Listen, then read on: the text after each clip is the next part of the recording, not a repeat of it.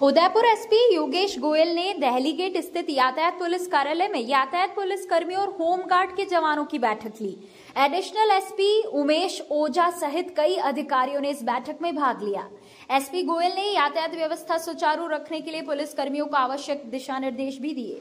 प्रस्ताव भी रखा जिसमें उन्होंने कहा कि पुलिस लाइन या अनियंत्रित थानों में सेवा देना चाहते हैं तो वो अपना नाम देवे। साथ ही यातायात व्यवस्था को सुचारू रखने के साथ आमजन से व्यवहार भी सम्मानजनक रखें ताकि लोगों के विश्वास पर कायम रह सके।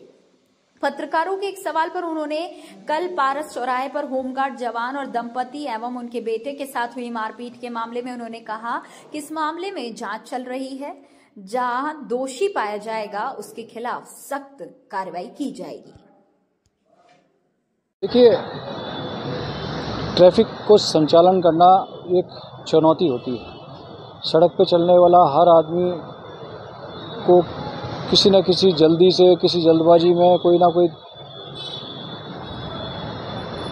उसके दिमाग में कई अंतर्द्वंद चलते रहते हैं। सड़क पर वो चलता है लेकिन उसको कहीं किसी गंतव्य पे पहुंचना है या उसके परिवार की अपनी कोई समस्या है या उसकी अपनी कुछ समस्या है, तो वो कई समस्याओं से चलता हुआ, ट्रैफिक के दबाव से निकलता हुआ उसको अपने घर पहुंचना है, अपने काम के स्थल पर पहुंचना है या कहीं और पहुंचना है, तो उस दबाव में वो रहता भी है।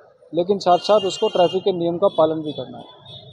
हमने आज जवानों से यही बात की है कि हमें ट्रैफिक की व्यवस्था को चलाना है, संचालित करना है, सुचारू करना है, तो हमें हमारा धैर्य और हमारा व्यवहार उतना ही संतुलित रखना पड़ेगा।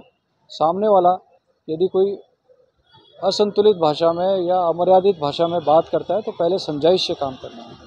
लेकिन यदि कोई लगातार समझाइश के बावजूद नियम कानून का उल्लंघन करता है तो निश्चित रूप से हम उसके खिलाफ सख्त कार्रवाई भी करेंगे। यह भी हमने मैसेज दिया है और यह भी जनता को समझना चाहिए कि जो ट्रैफिक का जवान सड़क पे खड़ा है, तो जो लगातार धूप में खड़ा हुआ है, लगातार बारिश के बावजूद हर परिस्थितियों में सड़क पर खड़ा हुआ है, धूल माटी में खड़ा हुआ है, तो वो शहर की व्यवस्था को सुचारू रूप से बनाने के लिए खड़ा हुआ है।